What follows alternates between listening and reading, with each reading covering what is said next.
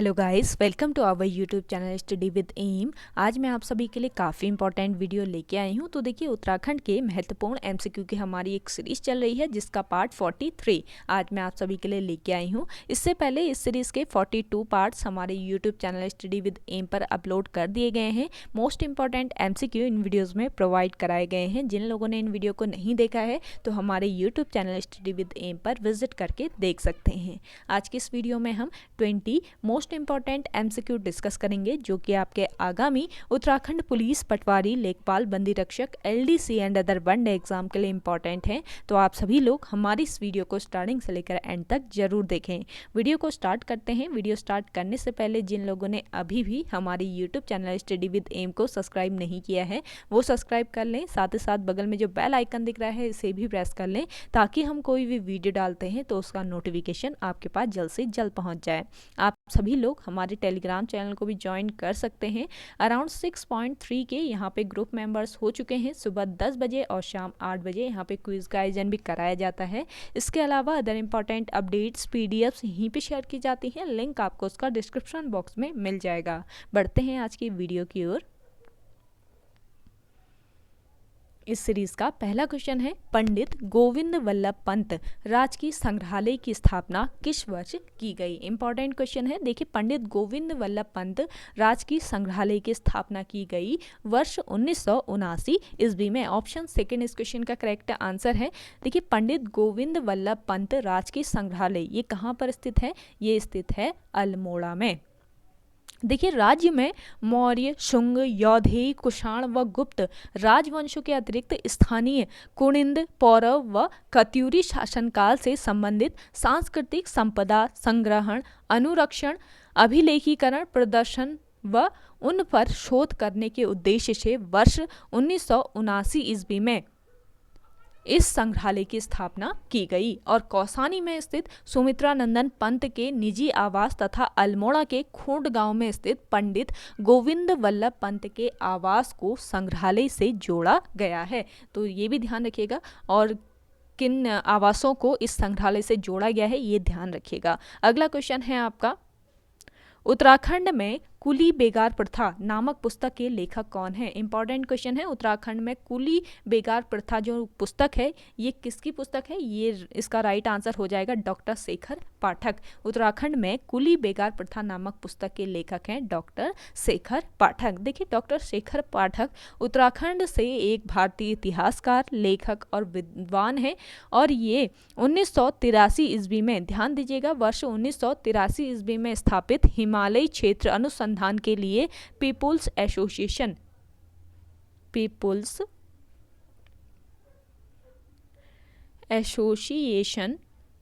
के संस्थापक थे। पीपुल्स एसोसिएशन के संस्थापक कौन थे? शेखर पाठक। और देखिए, वर्ष 2007 में शेखर पाठक को पद्मश्री अवार्ड से सम्मानित किया गया है। और देखिए, कुली बेगार पर आधारित जो फिल्म है इसका नाम क्या है? कुली बेगार पर आधारित फिल्म है मधुली फिल्म। ये भी ध्यान रखिए, इंपॉर्टेंट पॉइंट है। कुली बेगार पर आधारित फिल्म मधुली फिल्म है जो कि वर्ष 2007 में बनी थी। नेक्स्ट क्वेश्चन है, देवभूमि मुस्कान योजना किससे संबंधित है? इंपॉर्टेंट क्वेश्चन है। देखिए, देवभूमि मुस्कान योजना ये संबंधित है किससे? शिक्षा से। ऑप्शन फर्स्ट बिल्कुल राइट आंसर हो जाएगा। देखिए, देवभूमि मुस्कान योजना वर्ष 2009 में शुरू की गई थी। किस वर्ष शुरुआत हुई इसकी ये भी पता रहना चाहिए। देवभूमि मुस्कान योजना वर्ष 2009 में शुरू की गई। यह योजना समाज के वंचित वर्ग के छात्रों को उत्कृष्ट शिक्षा दिलाने के लिए शुरू की गई और इस योजना के तहत निःशुल्क शिक्षा दी जाती है और इसके लिए राज्य में कुल 41 शिक्षा केंद्र चिन्हित किए गए हैं। नेक्स्ट क्वेश्चन है,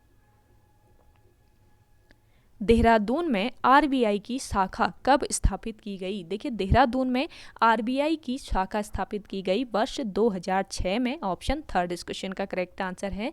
देखिए, आरबीआई यानी भारतीय रिजर्व बैंक ऑफ इंडिया, भारतीय रिजर्व बैंक भारत का केंद्रीय बैंक है। भारतीय रिजर्व बैंक जो है ये भारत का केंद्रीय बैंक है और यह भारत के सभी बैंकों का संचालन करता है। सभी बैंक बैंकों का ये संचालक है। रिजर्व बैंक भारत की अर्थव्यवस्था नियंत्रित करता है। और इस बैंक की स्थापना किस वर्ष हुई? वर्ष 1935 ईस्वी में आरबीआई यानी भारतीय रिजर्व बैंक की स्थापना हुई। और इसकी स्थापना वर्ष 1935 को reserve bank of India act 1934 के अनुसार हुई। मोस्ट इंपॉर्टेंट पॉइंट है, नोट डाउन कर लीजिएगा कि जो आपका रिजर्व बैंक है, आरबीआई है, इसकी स्थापना वर्ष 1935 को reserve bank of India act 1934 के अनुसार हुई। नेक्स्ट क्वेश्चन है, हनौल निम्न में से किस जनजाति समाज का मुख्य तीर्थ स्थल है? देखिए हनौल जो है ये किस जनजाति का मुख्य तीर्थ स्थल है? तो आपका राइट आंसर हो जाएगा जौनसारी, ऑप्शन 4 तो बिल्कुल करेक्ट आंसर है। देखिए हनौल जो है ये देहरादून में टोंस नदी के तट पर महासू देवता का मंदिर है। हनौल जो है ये किस देवता का? महासू देवता का मंदिर है, जो कि भगवान शिव को समर्पित है। महासू देवता का जो मंदिर है हनौल, ये भगवान शिव को समर्पित है। हनौल का प्राचीन नाम क्या था? हनौल का प्राचीन नाम था इसका चकरपुर। नोट डाउन कर लीजिए, इंपॉर्टेंट पॉइंट है। हुणा भाट ने हनौल मंदिर का निर्माण कराया था। किसने? हुणा भाट ने हनौल मंदिर का निर्माण कराया।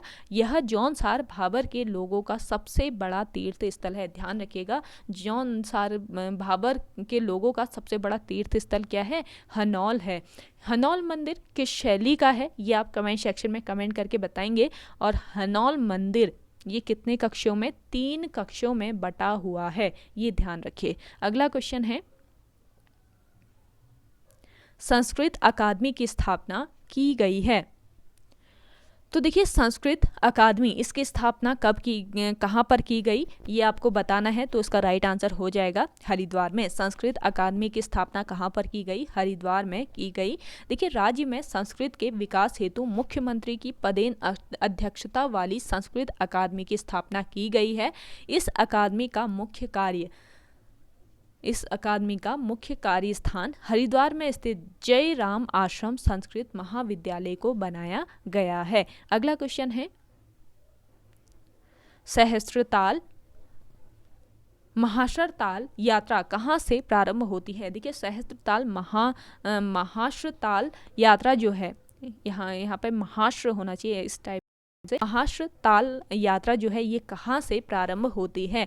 तो ये प्रारंभ होती है यहाँ से, टिहरी से। ऑप्शन फर्स्ट बिल्कुल राइट आंसर है। देखिए यह यात्रा सहस्त्रताल महाश्र यात्रा जो है ये टिहरी से शुरू होकर बूढ़ा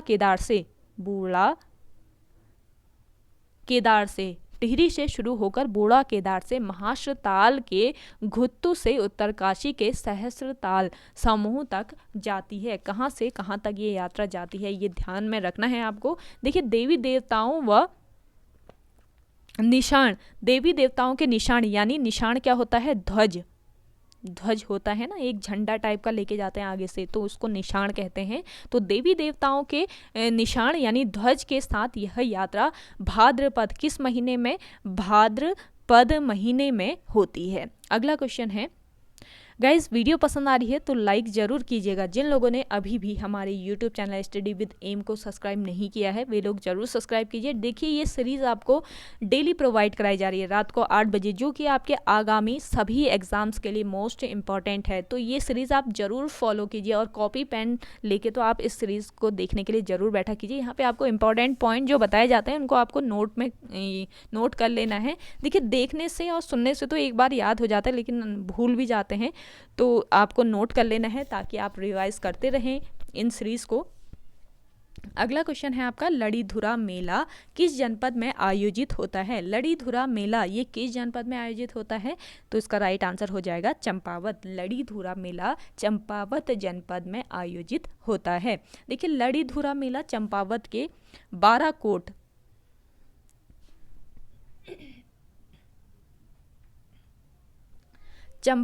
बाराकोट में पमदा के देवी मंदिर में लगता है। किसके? पमदा के देवी मंदिर में ये जो मेला है लड़ीधुरा का मेला ये लगता है। और इस मेले का आयोजन कब होता है? इस मेले का आयोजन कार्तिक पूर्णिमा के दिन होता है। कार्तिक पूर्णिमा के दिन लगता है कौन सा मेला? लड़ीधुरा का मेला। और इसमें स्थानीय लोग बाराकोट तथा काकड़ गांव, ध्यान दीजिए यहाँ पर स्थानीय लोग जो होते हैं बाराकोट तथा काकड़ गांव में धुनी बनाकर रात भर गाते हुए देवता की पूजा करते हैं। और दूसरे दिन डंगरिये यानी जो देवता होते हैं, जिन पे देवता आता है, उनको रथ में बैठाया जाता है और भक्तजन मंदिर की परिक्रमा कर पूजा करते हैं। अगला क्वेश्चन है आपका, कत्यूरी राजवंश की कुल देवी का नाम क्या था? मोस्ट इंपॉर्टेंट क्वेश्चन है। तो कत्यूरी राजवंश की जो कुल देवी थी ये कौन थी? तो इसका राइट आंसर हो जाएगा कोट भ्रामरी। कत्यूरी राजवंश की कुल देवी का नाम था कोट भ्रामरी। देखिए कोट भ्रामरी मंदिर ये कहाँ पर है? ये आपका राइट आंसर हो जाएगा बागेश्वर। कोट भ्रामरी जो मंदिर है ये कहाँ पर? बागेश्वर में है। कोट भ्रामरी देवी कत्यूरियों की अधिष्ठात्री देवी थी। कत्यूरी वंश की बात करें तो कत्यूरी वंश की जो स्थापना है ये 700 ईस्वी में हुई थी। कत्यूरी शासकों की पहली राजधानी कहाँ पर थी? जोशीमठ में। जोशीमठ में कत्यूरियों की पहली राजधानी थी। और देखिए संस्थापक की बात करें, कत्यूरी वंश के संस्थापक कौन थे? तो राइट आंसर हो जाएगा आपका बसंत देव। बसंत देव ने कत्यूरी वंश की स्थापना करी। और कत्यूरियों का जो विशाल साम्राज्य था ये किसके अत्याचारों के कारण समाप्त हो गया? ब्रह्मदेव के अत्याचारों के कारण समाप्त हो गया। ये एक क्रूर राजा था, अत्याचारी राजा था ब्रह्मदेव, और इसका नाम वीरम देव भी इसको कहा जाता है, ये भी ध्यान रखिएगा। अगला क्वेश्चन है आपका,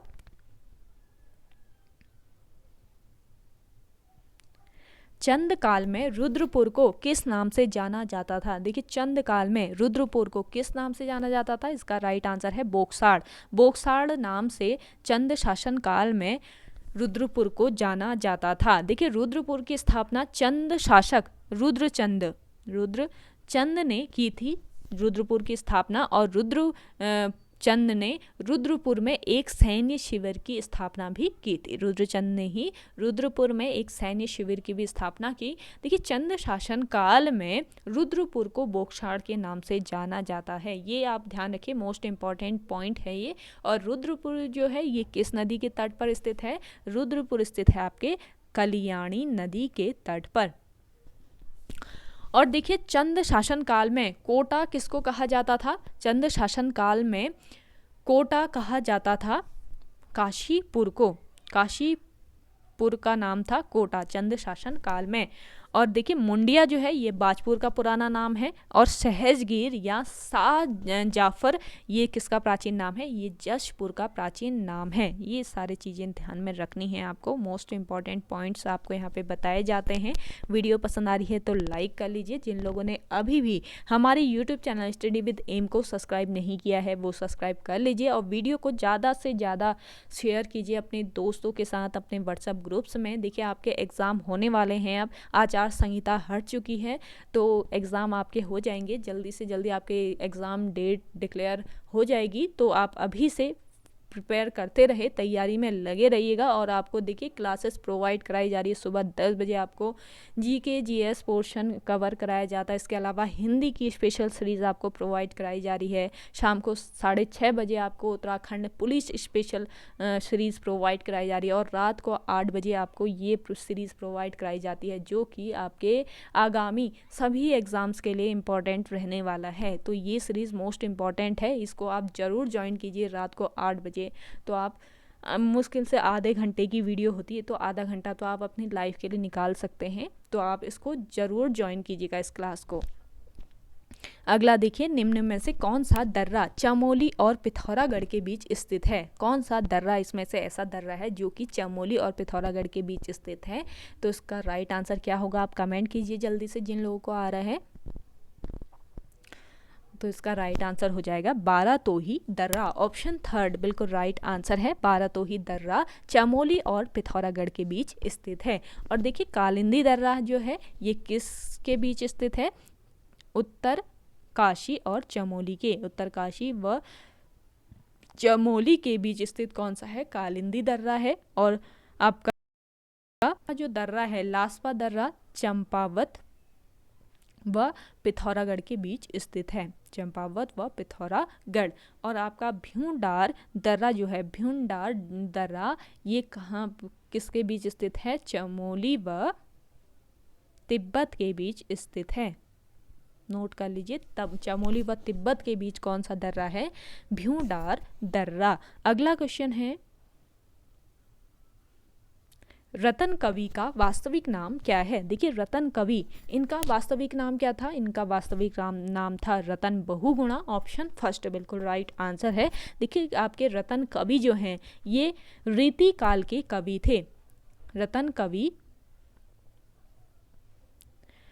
रीति काल के ये कवि थे और रतन कवि फतेह शाह के दरबारी कवि थे। ध्यान रखिएगा, फतेह शाह, पवार शासक फतेह शाह के ये दरबारी कवि थे। रतन कवि के अलावा जटाधव व मतीराम जो है ये भी फतेह शाह के दरबारी कवि थे। ये भी आपको ध्यान में रखना है। देखिए रतन कवि का हस्तलिखित ग्रंथ कौन सा है? रतन कवि का हस्तलिखित ग्रंथ फतेह प्रकाश है। मोस्ट इंपॉर्टेंट है, फतेह प्रकाश किसका हस्तलिखित ग्रंथ है ये पूछा जा सकता है। तो ये किसका है? रतन कवि का हस्तलिखित ग्रंथ है फतेह प्रकाश। देखिए रतन कवि ने फतेह शाह को, रतन कवि जो है इन्होंने फतेह शाह को हिंदुओं का रक्षक, शील का सागर भी कहा था। और देखिए संवत 1827 में रतन कवि ने अलंकार दर्पण लिखा। इंपॉर्टेंट पॉइंट है, 1827 ईस्वी में इन्होंने क्या लिखा? अलंकार दर्पण। अलंकार दर्पण किसने? रतन कवि ने। और ये फतेह शाह के दरबारी कवि थे, ये भी ध्यान रखिएगा।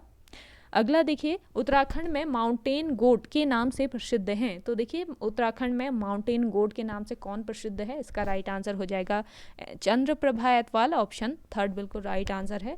चंद्रप्रभा ऐतवाल, इनका संबंध किस जनपद से है? इनका संबंध है पिथौरागढ़ से। पिथौरागढ़ जनपद से इनका संबंध है चंद्रप्रभा ऐतवाल का। और चंद्रप्रभा ऐतवाल ने दियारा बुग्याल को विश्व मानचित्र में स्थान दिलाया। और देखिएगा चंद्रप्रभा ऐतवाल जो हैं इनको वर्ष 1981 ईस्वी में किस पुरस्कार से? अर्जुन पुरस्कार से इनको सम्मानित किया गया वर्ष 1981 ईस्वी में। और इनको वर्ष 2009-10 में तेन सिंह नार्गे एडवेंचर अवार्ड से भी सम्मानित किया गया है। तो मोस्ट इंपॉर्टेंट पॉइंट्स है, इनको जरूर नोट कीजिए। अगला क्वेश्चन है आपका, सौर ऊर्जा का प्रयोग करने वाले प्रथम वैज्ञानिक हैं। तो इनमें से कौन से वैज्ञानिक ऐसे हैं जिन्होंने सौर ऊर्जा का प्रथम प्रयोग किया था? सौर ऊर्जा का प्रयोग करने वाले प्रथम वैज्ञानिक हैं कौन? श्री कृष्ण जोशी, पंडित श्री कृष्ण जोशी। ऑप्शन थर्ड इस क्वेश्चन का करेक्ट आंसर है। तो देखिए पंडित श्री कृष्ण जोशी ये उत्तराखंड के पहले सौर ऊर्जा विज्ञानी हैं। सौर ऊर्जा विज्ञानी हैं। उत्तराखंड के प्रथम सौर ऊर्जा विज्ञानी है कौन? पंडित श्री कृष्ण जोशी। और इन्होंने भानु प्रताप, ध्यान दीजिएगा, इन्होंने भानु प्रताप नामक यंत्र की खोज की। भानु प्रताप नामक यंत्र की खोज की किसने? पंडित श्री कृष्ण जोशी ने, जिनका संबंध है अल्मोड़ा से। इनका संबंध अल्मोड़ा जिले से है। और इनके द्वारा बनाया गया चरखा और लैंप भी महत्वपूर्ण वैज्ञानिक खोज है। इनके द्वारा बनाया गया था चरखा और लैंप, जो कि वैज्ञानिक महत्वपूर्ण वैज्ञानिक खोज है। अगला क्वेश्चन है, केंद्रीय सेना का संगठन करने वाला शासक था। देखिए कौन सा ऐसा शासक था जिसने केंद्रीय सेना का संगठन किया था? तो केंद्रीय सेना का संगठन करने वाला शासक था अजय पाल। ऑप्शन फर्स्ट बिल्कुल राइट आंसर है। देखिए अजय पाल चांदपुर गढ़ के गढ़पति आनंद पाल का पुत्र था। चांदपुरगढ़ के गणपति थे आनंद पाल, इनका पुत्र था अजय पाल। तो अजय पाल ने 52 गढ़ों को गढ़वाल के 52 गढ़ों को अपने बाहुबल से जीता था। प्रसिद्ध मापतौल का मापक था क्या? पाथा। इसका प्रचलन भी अजय पाल ने किया था। और देखिए धूली पाथा, एक होता है धूली पाथा, इसका प्रचलन भी अजय पाल ने ही किया था। अजय पाल को गढ़वाल का अशोक भी कहा जाता है। अगला क्वेश्चन है आपका, लेखक कौन है? देखिए तीसरा ध्रुव, इस पुस्तक के लेखक कौन है? इसका राइट आंसर हो जाएगा राजेंद्र सिंह भंडारी। ऑप्शन फर्स्ट बिल्कुल राइट आंसर है। देखिए गाइस, ज़्यादा से ज़्यादा आपको शेयर करना है इस वीडियो को अपने दोस्तों के साथ, अपने व्हाट्सएप ग्रुप्स में। और वीडियो पसंद आया, आपने कम्युनिटी बॉक्स चेक किया नहीं किया, आप डेली चेक कीजिएगा, आपको हर घंटे वहाँ पे नई नए जो अपडेट्स हैं ये मिलते रहते हैं। हमारे YouTube channel study with M का कम्युनिटी बॉक्स जो है, वहाँ पर आपको इंटरेस्टिंग अपडेट्स प्रोवाइड किए जाते हैं जो करंट से रिलेटेड होते हैं। इसके अलावा इंपॉर्टेंट क्वेश्चंस भी यहाँ पे आपको दिए जा रहे हैं। तो आप कम्युनिटी बॉक्स ज़रूर चेक कीजिए और चैनल को सब्सक्राइब कर लीजिए। टेलीग्राम ग्रुप आप ज्वाइन कर सकते हैं। यहाँ पे क्विज़ का आयोजन भी कराया जाता है रात को 8 बजे, सुबह 10 बजे के टाइम पे भी क्विज़ प्रोवाइड कराई जाती है। तो ये ऐसे क्विज़ नहीं हैं जो कि आपको सीधे फॉरवर्ड कर दिया जाता है, दूसरों से आया फॉरवर्ड। खुद यहाँ पर खुद टाइप करके मैं आपको ये क्विज़ कराती हूँ, तो आप क्विज़ ज़रूर ज्वाइन कीजिएगा। खुद टाइप करते तभी इतनी देर लगती है क्विज़। देखिए वहाँ पे आपको क्विज़ कराई जाती है तो खुद मेरे को टाइप करना पड़ता है, तो मैं टाइप करके आपको प्रोवाइड कराती हूँ। ऐसा नहीं है कि किसी ने फॉरवर्ड किया आपको दे दिया। तो आप क्विज़ ज़रूर ज्वाइन कीजिएगा हमारे टेलीग्राम ग्रुप को। हमारे देखिए इसी आइकन पे, जिस आइकन पे आपको हमारे चैनल दिख रहा है, यूट्यूब चैनल दिख रहा है, इसी आइकन पे हमारा टेलीग्राम चैनल भी बना हुआ है। स्टडी विद एम के नाम से अपने टेलीग्राम के आप सर्चिंग बार पे सर्च करेंगे स्टडी विद एम, तो आपको इसी आइकन पे टेलीग्राम ग्रुप का आइकन भी मिल जाएगा, तो आप वहाँ से ज्वाइन कर सकते हैं। अगर वहाँ से नहीं होते हैं तो आप कमेंट करके बताइएगा, आपको टेलीग्राम लिंक मैं प्रोवाइड करा दूँगी डिस्क्रिप्शन बॉक्स में, या फिर कमेंट के माध्यम से आपको ये लिंक प्रोवाइड करा दिया जाएगा टेलीग्राम ग्रुप का। और YouTube channel study with M को ज़्यादा से ज़्यादा लोग सब्सक्राइब जरूर कीजिएगा। अगला क्वेश्चन है आपका,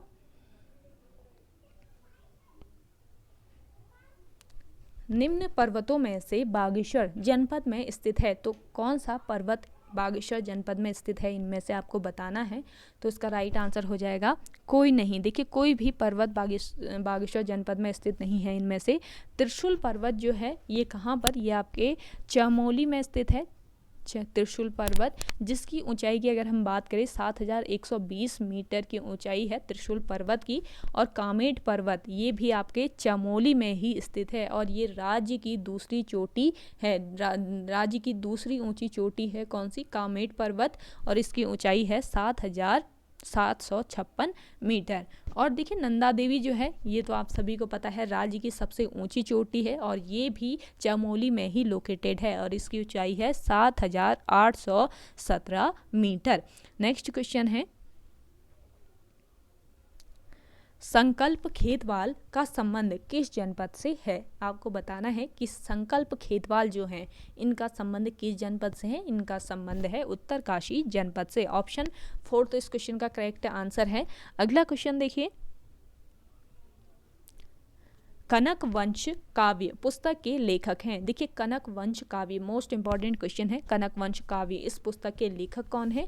इस पुस्तक के लेखक हैं बालकृष्ण भट्ट। ऑप्शन 4 तो इस क्वेश्चन का करेक्ट आंसर है। देखिए बालकृष्ण भट्ट हिंदी के सफल पत्रकार, उपन्यासकार, नाटककार और निबंधकार थे। हिंदी प्रचार के लिए इन्होंने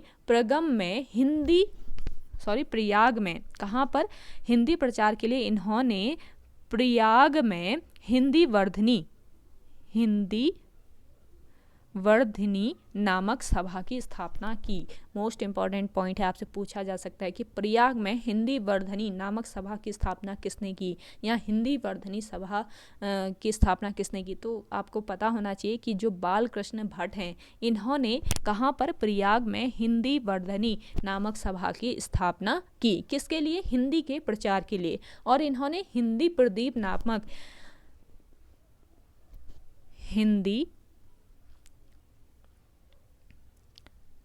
नामक मासिक पत्रिका का संपादन भी किया। हिंदी प्रदीप, ध्यान रखिएगा, हिंदी प्रदीप मासिक पत्रिका का संपादन किसने किया, बालकृष्ण भट्ट ने। लास्ट क्वेश्चन है आज की इस वीडियो का, देखिए गौचर मेला उत्तराखंड की संस्कृति विरासत से जुड़ा एक औद्योगिक एवं विकास मेला है जो लगता है और ये मेला कहाँ पर लगता है ये बताना है आपको, तो उसका करेक्ट आंसर हो जाएगा चमोली में। चमोली जनपद में ये मेला लगता है, जो कि उत्तराखंड की संस्कृति विरासत से जुड़ा एक औद्योगिक एवं विकास मेला है, गौचर मेला। देखिए गौचर मेला चमोली के ऐतिहासिक एवं सांस्कृतिक केंद्र गौचर में लगता है, गौचर में लगता है ये मेला। और यह औद्योगिक एवं विकास मेला वर्ष 1943 ईस्वी में गढ़वाल के तत्कालीन डिप्टी कमिश्नर वर्नेडी ने शुरू किया था। किसने? डिप्टी कमिश्नर, वहाँ के उस समय के तत्कालीन जो 1943 ईस्वी के तत्कालीन डिप्टी कमिश्नर थे वर्नेडी, इनके द्वारा शुरू किया गया था कौन सा मेला? गौचर मेला। मोस्ट इंपॉर्टेंट पॉइंट है, इन पॉइंट्स को आप नोट डाउन जरूर कीजिएगा। ओके गाइस, आज की वीडियो में इतना ही। आई होप आपको वीडियो पसंद आई होगी। अगर आज की ये वीडियो आपको पसंद आती है तो वीडियो को लाइक कीजिए, शेयर कीजिए, और जिन लोगों ने अभी भी हमारे YouTube channel study with M को सब्सक्राइब नहीं किया है वे लोग सब्सक्राइब जरूर कर लें। चलिए मिलते हैं नई इंटरेस्टिंग वीडियोज़ के साथ, तब तक के लिए धन्यवाद।